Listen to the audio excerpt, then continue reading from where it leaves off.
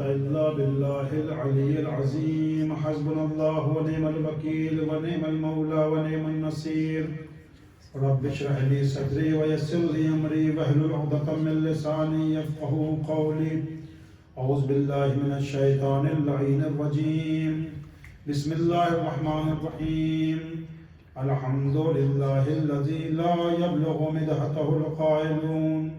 ولا يحصي نعمه العادون ولا يؤدي حقه المجتهدون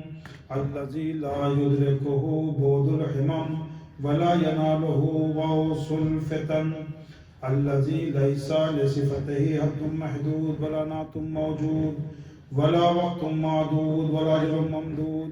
والصلاة والسلام على رسول الثقلين محبوب رب المغربين والمشرقين جد الحسن والحسين بالقاسم محمد اللهم صل على محمد وعلى بيته الطيبين الطاهرين المعصومين ولعنة الله على أعدائهم أجمعين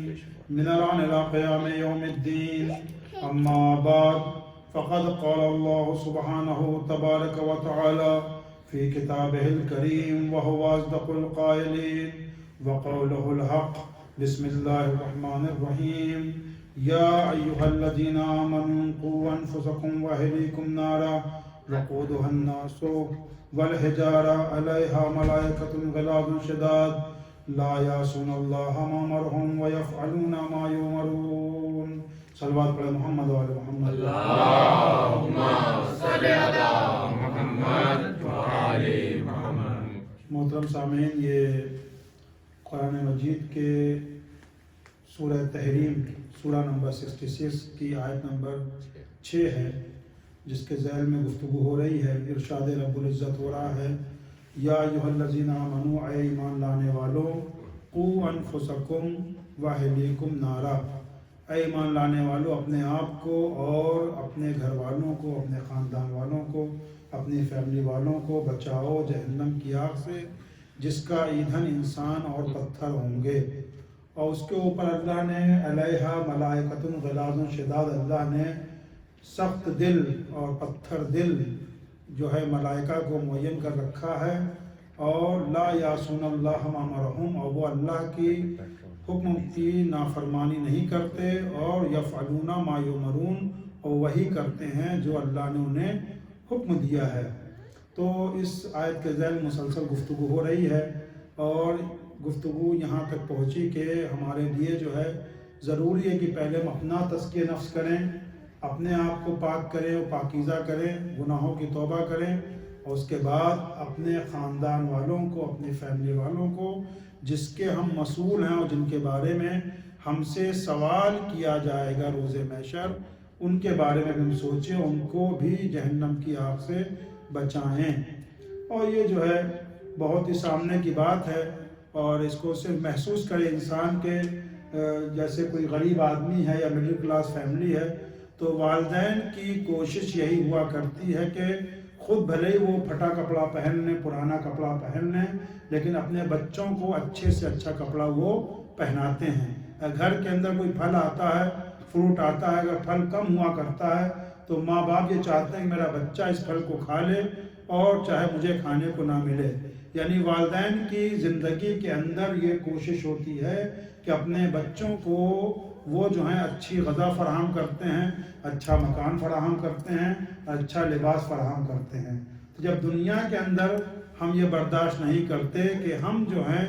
مثلا ہمارے بچے مشکلات میں رہیں، ان کو جو ہے مشکلات کا سامنا کرنا پڑے، تو ہم یہ کیسے برداشت کریں گے کہ ہم نماز پڑھیں، ہم روزہ رکھیں، ہم واجبات کو انجام دیں اور محرمات سے بچیں، اور اس طرح سے ہم جنت کے اندر چلے جائیں، اور ہمارے بچے نعوذ باللہ جو ہیں بھٹک جائیں، بہک جائیں، اور وہ جو ہیں وہ جہنم کی آگ کا ایندھن بن جائیں، جیسا کہ اس آیت میں ارشاد ہو رہا ہے، بیان کیا جا رہا ہے. تو ہمارا فرض ہے کہ جہاں ہم دنیاوی کاموں میں اپنے بچوں کو اچھی سے اچھی چیز فراہم کرتے ہیں تو ان کی آخرت کے لیے بھی ہم کو فکر مند ہونا پڑے گا کہ اگر ہم آج جنت میں جا رہے ہیں، ہم اہل بیت کے قریب ہیں، جنت کے اندر ہیں، تو ہمارے بچے بھی ہمارے ساتھ ساتھ رہیں، ہماری بیویاں بھی ہمارے ساتھ ساتھ رہیں، ہمارے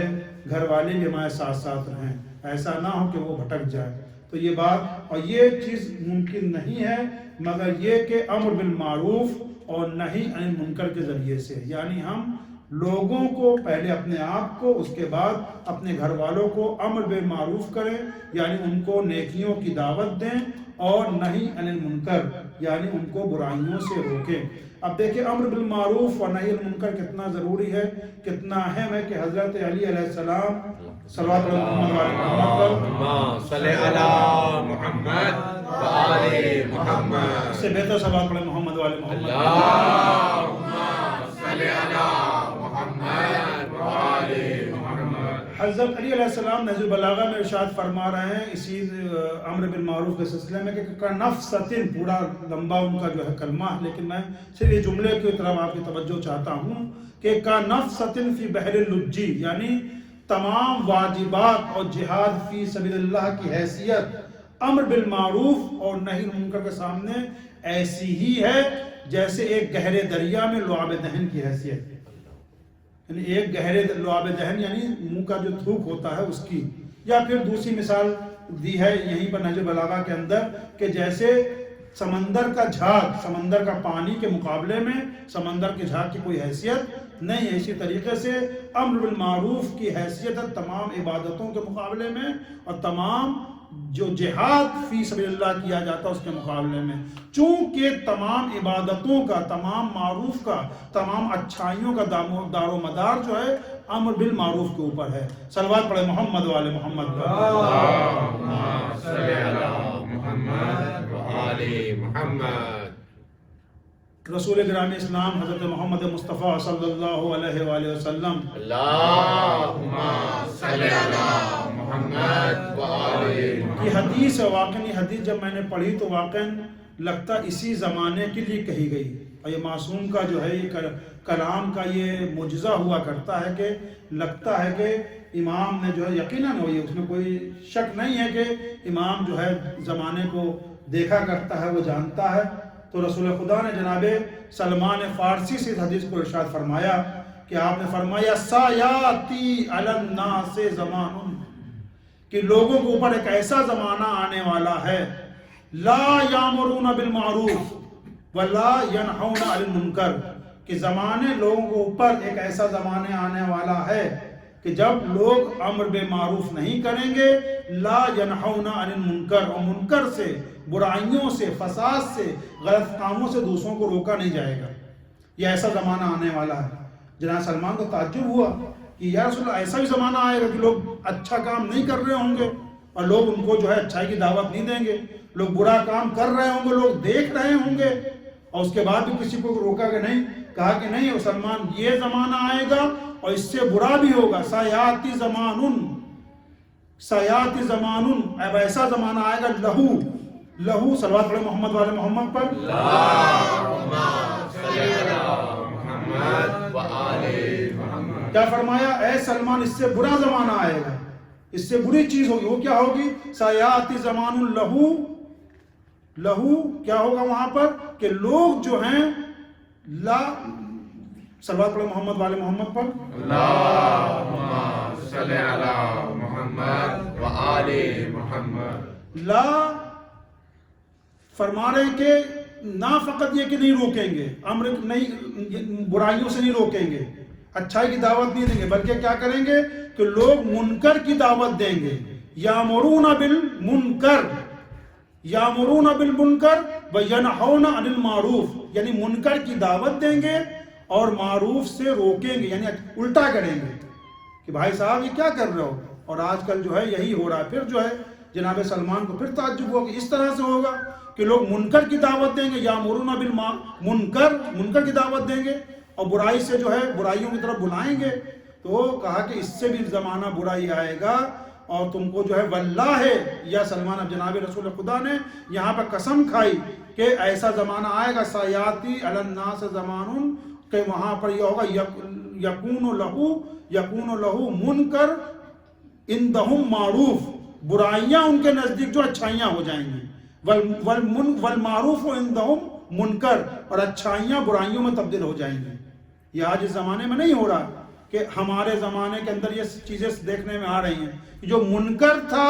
وہ معروف میں بدل گیا، وہ اچھائی ہو گئی، جو اچھائی تھی وہ برائی میں بدل گئی۔ آپ دیکھیں کہ پہلے جو ہے برائب لینا، رشوت لینا برا کام تھا، یہ برا تھا، منکر تھا، رشوت نہیں لینا چاہیے تھی، لیکن کیا ہوا کہ جو ہے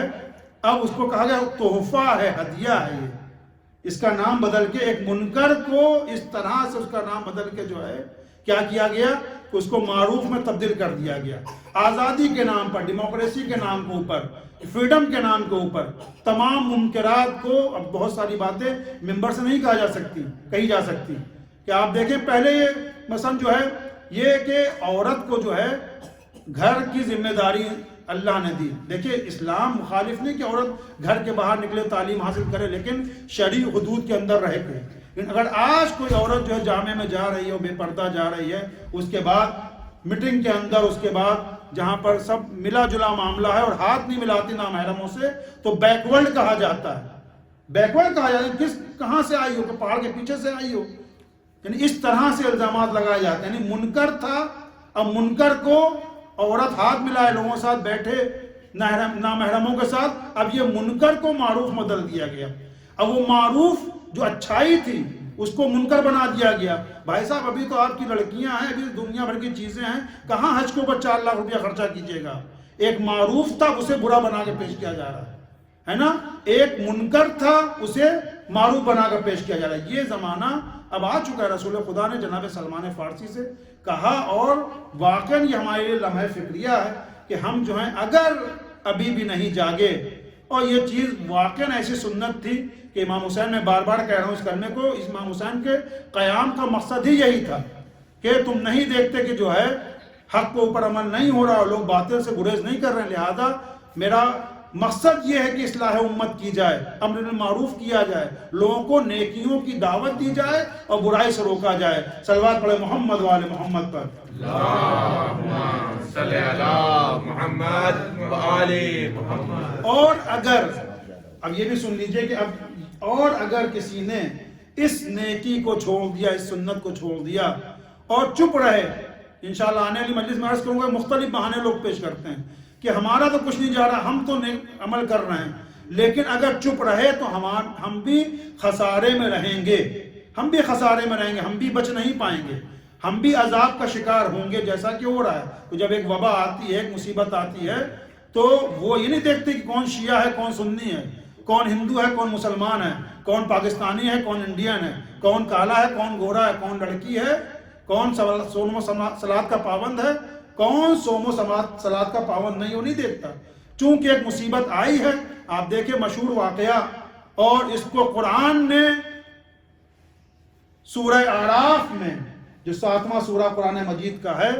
اس کے اندر باقاعدہ ذکر کیا اصحاب سبت۔ اس واقعے کو آپ سماعت فرمائیں، اصحاب سبت،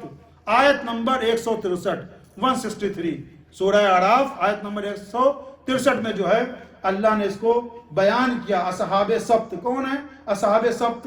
سبت عربی میں کہتے ہیں شنبے کو، سیٹرڈے کو، لیکن سیٹرڈے یہ پہلے نہیں تھا۔ سبت کا در واقع جو لغوی معنی ہے، جو ڈکشنری کے اندر معنی ملے گا آپ کو، سبت یعنی کسی کام سے ہاتھ کو روک لینا۔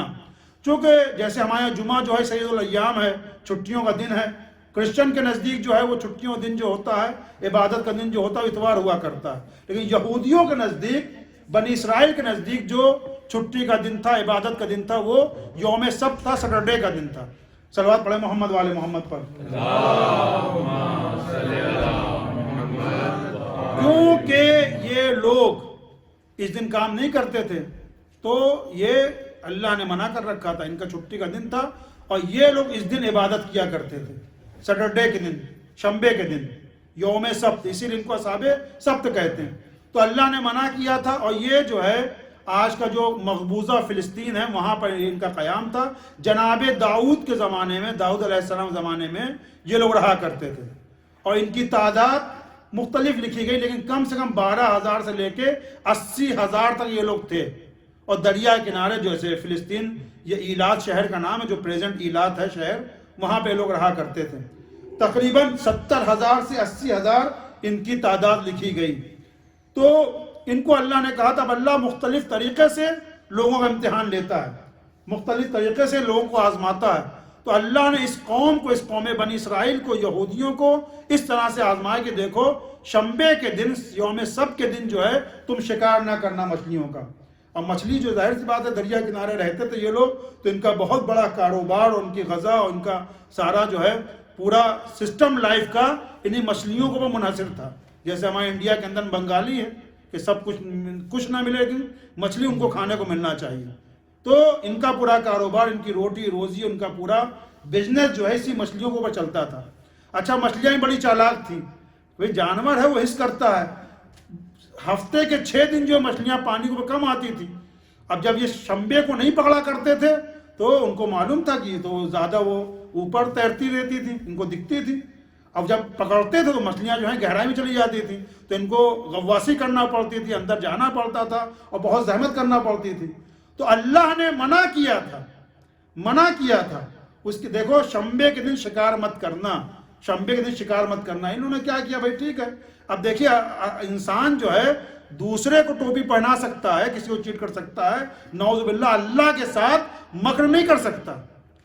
اللہ کے ساتھ مکر نہیں کر سکتا. انہوں نے کیا کیا، ٹھیک ہے بھائی ہم شنبے کو نہیں کریں گے شکار، لیکن انہوں نے کیا کیا کہ ایسے گڈھے کھود دیے، ایسے حوض بنا لیے کہ وہ آٹومیٹک جب مچھلیاں اوپر آتی تھیں تو اس گڈھے کے اندر، اس حوض کے اندر آ جاتی تھی. ابھی شنبے کو نہیں پکڑیں گے، اور جب سنڈے کو آتے تھے اتوار کو تو مچھلیاں پکڑ لیتے تھے. یہ لوگ یہ چالاکی کرتے تھے. سورہ اعراف آیت نمبر 163، 164، 165، 166 غور کریں آپ کہ اس کے بعد جو ہے اب انہوں نے کہا کہ ٹھیک ہے بھائی اس طرح سے اللہ نے منع کیا، اس کے بعد بھی اللہ کے ساتھ اس طرح سے مکر و ہیلا کر رہے ہیں. اللہ نے ٹھیک ہے کہ ہم جو تمہارے اوپر عذاب کریں گے. جو بات کہنا ہے، جو واقعہ سنانے کا مقصد ہے کہ اس گروہ میں اب 3 طرح کے لوگ تھے، 3 طرح کے لوگ تھے. اللہ نے منع کیا دیکھو یوم سبت کے دن، شنبے کے دن، سیٹرڈے کے دن شکار مت کرنا مچھلیوں کا، یہ عبادت کا دن ہے، یہ چھٹی کا دن ہے، لہذا تم جو اس دن استراحت کرو، آرام کرو، ریسٹ کرو، اللہ کی عبادت کرو. تو اب یہاں کے 3 طرح کے لوگ تھے. نمبر پہلا گروہ وہ تھا جو اکثریت ہوا کرتی ہے کہ لوگوں نے گناہ کیا، عصیان کیا، اللہ کے حکم کی نافرمانی کی اور مچھلیوں کو پکڑا. ان کی اکثریت تھی، یعنی 80,000 اگر میکسیمم تعداد مان لیں تو 70,000 یہی لوگ تھے، 70,000 یہی لوگ تھے. اور دوسرے وہ لوگ تھے، دوسرا گروہ وہ تھا جو ان کو روکنے والا تھا، وہ صالحین کو گروہ تھا. ان کی تعداد بہت کم تھی، ظاہر نیک لوگوں کی تعداد ہمیشہ کم ہوتی ہے. انہوں نے سمجھایا کہ دیکھو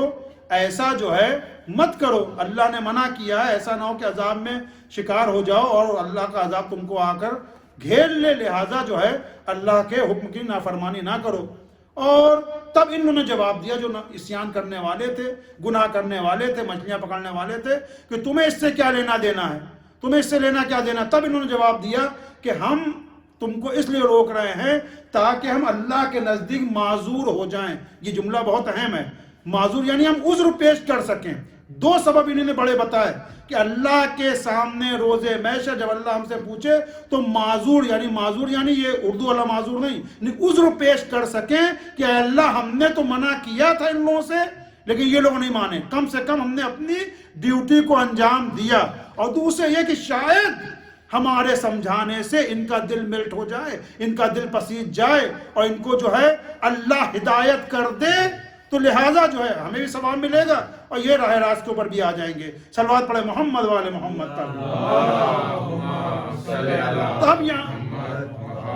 یہاں کے اوپر انسان جو ہے نہیں کہہ سکتا کہ بھائی ہمیں کیا ضرورت ہے، مثلا جو ہے ایک نیک کام کرنے کے لوگ متوجہ نہیں ہیں. لیکن نہیں، اس کو بہت غور سنیے گا، سماعت کیجئے گا کہ جس ماحول میں ہم رہ رہے ہیں بھائی چھوڑو جانے تو ہر آدمی پیسہ کمانے آیا ہے. نہیں، اگر ایک آدمی نے ایک نیک عمل شروع کیا ہے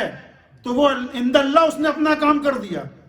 بلکہ کھل کے کہوں میں کہ کسی نے فرش عجا بچھا دی ہے اور کسی نے سب دربار کھول دیا ہے، ساری چیزیں آمادہ کر دی ہیں، نیکی کی مسجد بنا دی ہے، امام بارگاہ کھول دی ہے اور فرش ادا بچھا دی ہے، سب کچھ تہیا کر دیا ہے، وہ عند اللہ معذور ہے اب کہ اللہ میرے پاس پیسہ تھا، میرے اللہ نے دیا تھا، مجھے اللہ نے صلاحیت دی تھی، مجھے امکانات فراہم کیے تھے، میں نے اپنا کام کر دیا، اور اگر لوگوں نے اس کی آواز پر لبیک کیا، ہاتھ میں ہاتھ دیا، جیسا کہ رسول کی حدیث ہے کہ ید اللہ مع الجماعت، اللہ کا ہاتھ، اللہ کی مدد، اللہ کی ہیلپ جو ہے جماعت کے ساتھ ہے. جو لوگ یونٹی بنا کے رہتے ہیں، جو کمیونٹی بنا کے رہتے ہیں، جو جماعت بنا کے رہتے ہیں، ان کے ساتھ اللہ کی جماعت، اللہ کا ہاتھ ہے، اللہ کی مدد ہے. تو ہم نے کام کر دیا، اور اگر لوگوں نے اس کی دعوت پہ لبیک کہا، لوگوں نے اس کے ساتھ دیا، تو وہ بھی متقی بنیں گے، وہ بھی پرہیزگار بنیں گے. تو دوسرا کو جو بہت ہی کم تھے، 80,000 میں 70,000 لوگ تو ادھر نکل گئے، یہ شاید 2-4 ہزار رہے ہوں گے یا 2-3 ہزار، یہ جو ہے انہوں نے منع کیا کہ ہم اس وجہ سے منع کریں کہ من اللہ معذور رہیں، اور اگر مان گئے تو لوگ بھی متقی ہو جائیں گے. تیسرا گروہ جو ہماری مجلس کا موضوع ہے آج کی تقریر کا، کہ یہ چپ کھڑے رہے، بھئی ہم سے کیا مطلب ہے، ہم سے کیا مطلب ہے. اور اب قرآن کہہ رہا ہے آیت نمبر میرے خیال سے 165 میں کہ جب عذاب آیا، علامہ طباطبائی نے بھی تفسیر میزان میں لکھا کہ عذاب آیا تو کس طرح سے عذاب آیا. قرآن کی آیت ہے، دیکھیے کہ ان لوگوں کو بندر بنا دیا گیا، مسخ کر دیا گیا. اور جو اب اس میں جو ہے مفسرین میں تھوڑا سا اختلاف ہے کہ جن لوگوں نے عصیان کیا تھا، شمبے کو مچھلیاں پکڑی تھی، ان کو مسخ کیا گیا، ان کو بندر بنایا گیا، اور بقیہ جو لوگ خاموش تھے ان پر بھی عذاب آیا اور ان کو ہلاک کیا گیا. تو یہ اس کا مطلب یہ ہوا کہ جو لوگ خاموش ہیں منکر کو دیکھ کر، برائی کو دیکھ کر کہ ہم سے کیا مطلب، بھائی ہم تو نہیں کر رہے ہیں. دیکھیں وہ لوگ مچھلی پکڑنے نہیں گئے تھے، لیکن وہ لوگ خاموش تھے. اب یہاں کو پھر مفسرین نے جو ہے تھوڑا سا اختلاف کیا کہ یہ جو بندر بنایا گیا ہے، بندر جسمانی تھا یا روحانی طور پر بندر تھے. اب دیکھیں جسمانی بھی ہو سکتا ہے، چونکہ اللہ کے نزدیک جو ہے کن فیکون ہے، اللہ کر سکتا ہے. جب وہ جناب موسیٰ کی جو عصے کو اژدہا بنا سکتا ہے، سنگریزوں سے کلام کروا سکتا ہے، چاند کے 2 ٹکڑے کروا سکتا ہے، آدھے درخت کو بلا سکتا ہے، آدھے درخت کو پیچھے پلٹا سکتا ہے، تو اللہ بندر ہی بنا سکتا ہے. لیکن اگر ہم نہ مانیں کہ جسمانی طور پہ بندر بن گئے تھے، تو کم سے کم تمام مفسرین نے لکھا کہ وہ روحانی طور پہ بندر بن چکے تھے. جسم ان کا انسانوں والا تھا، حرکتیں اور سوچ اور کھانا پینا رہن سہن ان کا سب بندروں جیسا ہو چکا تھا. اللہ اکبر. بڑی آسانی سے ہم نے واقعے کو سن لیا. یہ کس کا نتیجہ تھا؟ صرف نہیں ان منکر نہ کرنے کا، کہ بھئی ہم تو نہیں کر رہے، ہم سے کیا مطلب. تو یہ سوچ کے آدمی جو ہے چپ نہیں رہ سکتا. صلوات پڑھے محمد وآل محمد پر. اللہم صلی علی محمد وآل محمد. اس سے بہتر صلوات پڑھے محمد وآل محمد. اللہم صلی علی محمد وآل محمد. امر بالمعروف و نہی عن المنکر ہمارا فریضہ ہے، ہمارا فرض ہے کہ ہم اپنے تیے کام کو کریں. ہم کریں، چاہے کوئی جو ہے اس کے طریقے بتائے گئے، انشاءاللہ آئندہ عرض کروں گا. اور کل ایک حدیث میں نے بیان کی تھی، آج پھر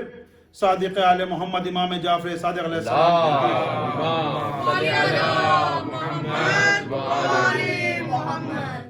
کہ کسی کے عیب کو بتانا. حضرت فرما رہے ہیں کہ احب اخوانی الیہ،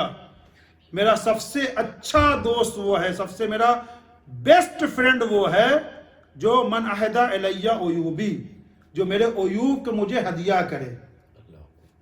احب اخوانی الیہ، میرا سب سے پیارا دوست وہ ہے جو میرے عیوب کو، میری فالٹس کو، میری غلطیوں کو، میری کمیوں کو مجھے ہدیہ کرے. اب دیکھیں امام نے بتایا نہیں کہا. یہ حدیث کے اندر، معصوم کے حدیث کے اندر بڑے نکات ہوا کرتے ہیں. امام کہہ سکتے جو مجھے میری برائیاں بتائے. امام نے کہا میرا سب سے پیارا دوست وہ جو مجھے میری غلطیوں کو ہدیہ کرے. اب دیکھیں ہدیہ کیسے دیا جاتا ہے. ہدیہ کیسے دیا جاتا ہے؟ ہدیہ دینے کا طریقہ ہوتا ہے، ایک سلیقہ ہوتا ہے. آپ کوئی بھی ہدیہ لے کے آئے ہو، کسی کو لے بھائی پکڑ بھائی، ہے نا، وہ کہے گا یار یہ تو آپ ہدیہ دے رہے ہو یا کوئی میری توہین کر رہے ہو، ہدیہ دے رہے ہو یا میری بے عزتی کر رہے ہو. ہدیہ دینے کا طریقہ یہ کہ انسان پہلے اس کو ریپر میں موڑے، ریپر میں جو ہے اچھا ریپر لے کے آئے، چمکیلا کاغذ لے کے آئے، اس کے اوپر جو ہے اس کو باقاعدہ پیک کرے، اس کے اوپر پھر چمکیلے دھاگے اس کو باندھے، اس کے اوپر اسٹار لگائے، پھول لگائے، گلاب لگائے، روز لگائے. اس کے بعد بھائی آپ کو مبارک ہو، آج آپ کا جنم دن ہے، آپ کا برتھ ڈے ہے، اور آپ مثلا آپ کو سروس مل گئی ہے، یا آپ کی شادی کی سالگرہ ہے، یا آج آپ حج سے واپس آئے ہیں، تو یہ جو ہے آپ کو ہدیہ مبارک ہو۔ انسان طریقے اور سلیقے سے، اچھا اندر بہت زیادہ اچھا ہدیہ رکھا ہو، بہت قیمتی ہدیہ ہو، لیکن ریپر ٹیڑھا میڑھا ہو، ریپر پرانا ہو، پھٹا کاغذ ہو، تب بھی آدمی کہے گا یار ان کو اتنا اچھا ہدیہ دیا ہے اندر، لیکن ریپر پرانا ہے، پھٹا ہوا ہے۔ میں کچھ کہہ رہا ہوں، ریپر پھٹا ہوا ہے، پرانا ہے، ٹیڑھا میڑھا ہے، گندا ہے کاغذ، تو اگر اچھی بات بھی، توجہ اگر اچھی بات بھی اگر برے لہجے میں کہی جائے، ریپر اچھا ہونا چاہیے، ریپر چمکیلا ہونا چاہیے، نیا ہونا چاہیے، اگر اچھی بات بھی برے لہجے میں کہی جائے، برے طریقے سے کہی جائے، تو سامنے والا قبول نہیں کرتا۔ یار آپ ہم کو بتا رہے ہیں، ہماری اصلاح کر رہے ہیں، اچھا ہدیہ جو ہے کسی کا برتھ ڈے آیا، ہم گئے وہاں فینکس پلازا میں مل گئے، وہ ہم نے وہیں پکڑا دیا، یہ ہدیہ دینے کا سلیقہ نہیں ہے۔ یعنی کسی کو اگر بتانا ہے، آپ کو ہدیہ دینا ہے، مبارکباد دینی ہے، جنم دن کو مبارکباد دینی، تو اس کے گھر پر آنا پڑے گا، نوک کرنا پڑے گا، سلام کرنا پڑے گا، پھر اس کی خدمت میں ہدیہ کو پیش کرنا پڑے گا۔ تو اگر ہم کسی کو سریرا اس کی برائی بتائیں، تو امام حسن عسکری علیہ السلام کا ارشاد ہے، صلوات پڑھیں محمد وعلی محمد، صلی علی محمد وعلی محمد۔ آپ فرما رہے من وعاظ اخاہن، جو اپنے بھائی کو نصیحت کرے، من وعاظ اخاہن سرن فقط زانہ، جو اپنے بھائی کو سیکریٹس میں کنارے بلا کر اکیلے میں واعظ و نصیحت کرے، فقط زانہ، بے شک اس نے اس کو زینت دی، بے شک اس نے اسے زینت دی، ومن وعظہ علانیتاً، اور جس نے اسے اعلانیہ طور پر پبلک پلیس کے اوپر لوگوں کے سامنے اسے نصیحت کی، فقد شانہ، اس نے اسے ذلیل کیا، ذلیل کیا۔ اول تو وہ مانے گا نہیں کہ بھائی جاؤ اپنا کام کرو، تم کون ہوتے ہو بھائی، اور دوسرے اس کی ذلت ہے کہ آپ سب کے سامنے جو اس کو جو ہے کہہ رہے ہیں۔ تو لہذا امر بالمعروف و نہی عن المنکر کا طریقہ یہ ہے کہ لہجہ اچھا ہونا چاہیے۔ اے میری سسٹر، ڈیئر سسٹر، میرے بھائی، پیارے بھائی، آپ کے سارے کام اچھے ہیں، کل بھی میں نے کہا تھا، اور آپ یہ بھی کر لیں تو نور علی نور ہے، لائٹ اپون لائٹ ہے، کتنا اچھا ہو جائے گا۔ آپ ماشاءاللہ سارے کام کرتے ہیں، نمازیں پڑھتے ہیں، اگر چہرے پہ داڑھی بھی رکھ لیں تو کتنا اچھا، ورنہ اگر اس طرح سے بھیا تم تو پھر معاملہ خراب ہو جائے گا۔ تو اس طرح سے جو ہے اماموں نے بتایا، ہم کو تعلیم دی کہ ہم جو ہے کس طرح سے امر بالمعروف نہی عن المنکر کر سکتے ہیں۔ یہ ہدیہ ہم کو کرنا ہے، اور ہدیہ کا طریقہ اور سلیقہ ہوا کرتا ہے۔ صلوات پڑھے محمد والے محمد پر۔ اللہم صلی علی محمد وآل محمد۔ اور بس اس کے زیادہ عرض نہیں کرنا چاہتا ہوں کہ یہ جو ہے بہت ہی اہم چیز ہے، اور یہ ایام بس زحمت تمام کرتے ہوئے کہ یہ ایام اہل بیت کے اوپر مصیبتوں کے دن ہیں، مصائب کے دن ہیں، کہ اہل بیت کو کربلا سے کوفے اور کوفے سے شام کے بازاروں میں گھمایا جا رہا ہے، ان کو ستایا جا رہا ہے۔ آپ دیکھیں کہ جناب امام حسین اسلام کی شہادت کے بعد ہونا تو یہ چاہیے تھا کہ اگر دشمنی امام حسین علیہ السلام سے تھی، امام حسین علیہ السلام نے اگر بیعت کو قبول نہیں کیا تھا ان کے ذہن ناقص میں،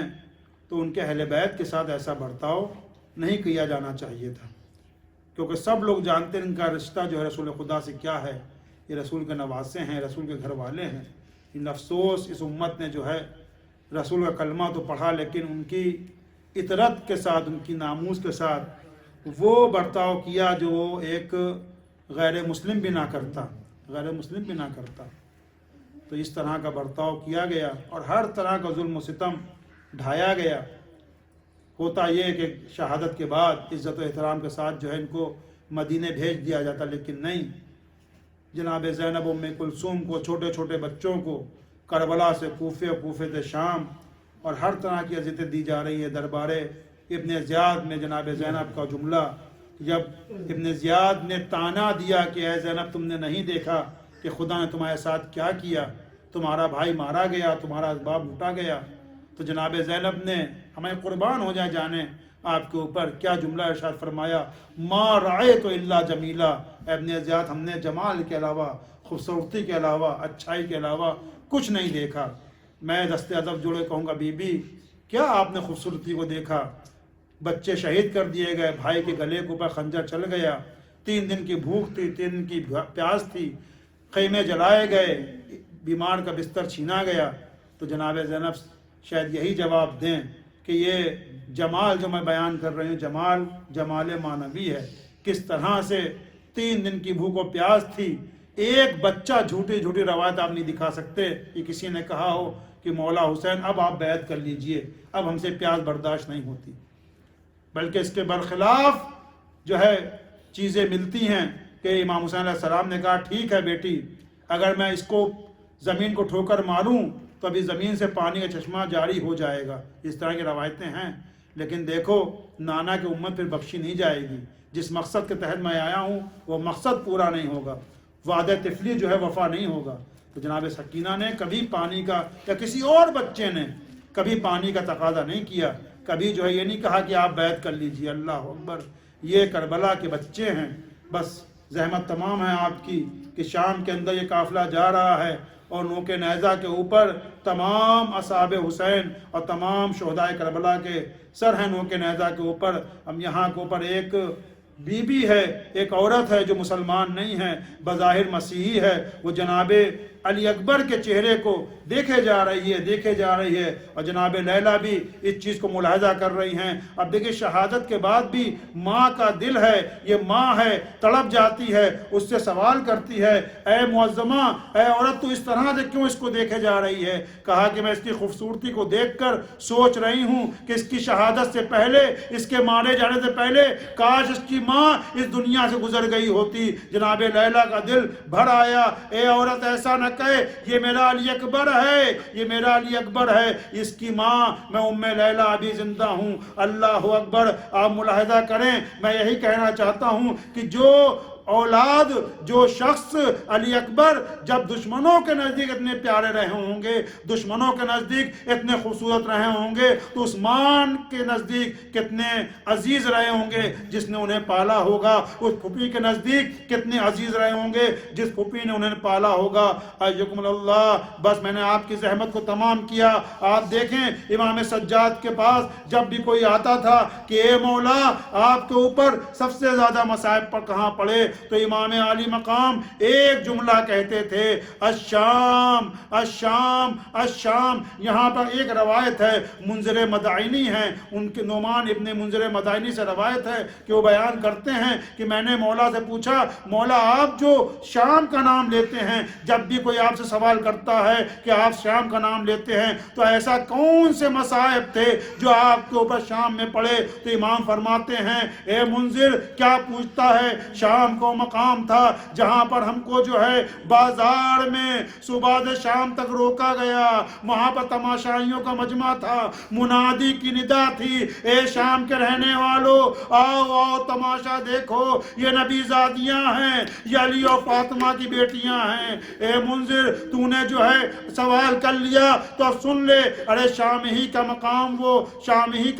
کی وہ جگہ تھی جہاں کے اوپر ہمارے قافلے کو روکا گیا اور ہماری اماریوں کو اس طرح سے روکا گیا کہ علی اکبر کا سر جو نوک نیزہ پر تھا وہ ام لیلا کے پاس تھا، حسین کا سر جو نوک نیزہ پر تھا وہ جناب زینب کی اماری کے پاس تھا۔ اس طرح سے ہم کو اذیت دی گئی۔ پہلے یہ تھا کہ سر آگے آگے چلتے تھے، لیکن شام میں جب ہم کو روکا گیا تو ہر اماری کے ساتھ اسی کا سر موجود تھا۔ یہ ظلم ہمارے ساتھ شام میں کیا گیا۔ ارے شام ہی کی جگہ وہ جگہ تھی جہاں پر عورتیں، شام کی عورتیں اپنی اپنی چھتوں سے آگ اور لکڑی پھینک رہی تھیں، گرم پانی پھینک رہی تھی، جو ہمارے اوپر جو گرتا تھا ہمارا بدن جلتا تھا۔ ارے شام ہی وہ جگہ تھی جہاں کے اوپر ایسا زندان تھا جس کے اندر چھت نہیں تھی، جس کے اندر چھت نہیں تھی، دن کی دھوپ بھی آتی تھی، رات کی اوس بھی آتی تھی۔ اے راوی تو سن لے کہ شام ہی وہ جگہ تھی جہاں کے اوپر ہم کو بردہ فروشوں کے بازار میں لے جایا گیا اور چاہا گیا کہ ہم کو بیچ دیا جائے، لیکن اللہ نے ان کو ایسا کرنے نہ دیا۔ شام ہی وہ مقام تھا جہاں کے اوپر ہم کو ہر طرح کا مصائب کا سامنا کرنا پڑا، لہذا میں الشام الشام الشام وَسَيَعْلَمُ الَّذِينَ ظَلَمُوا أَيَّ انا للہ و انا الیہ راجعون رضا بقضائہ و تسلیما لامرہ بار الہ ہمارے اس ذکر خیر کو قبول فرما، جو مقروض ہیں ان کے قرضے کو ادا فرما، جو پریشان حال ان کی پریشانی دور فرما، جو لوگ بیمار ان کو شفا عنایت فرما، ان آنسوؤں کو رومال سیدہ میں جنہ عنایت فرما، علماء اعلام مراجع کرام کا سایہ سروں پر باقی رکھ، پرچم اسلام کو سر بلند فرما، پرچم کفر و نفاق کو سر نگو فرما، ہم سب کو امام زمانہ کے اعوان و انصار میں شمار فرما، امام زمانہ کو ظہور میں تاجر فرما، ربنا تقبل منا انک انت السمیع العلیم۔ ماتم حسین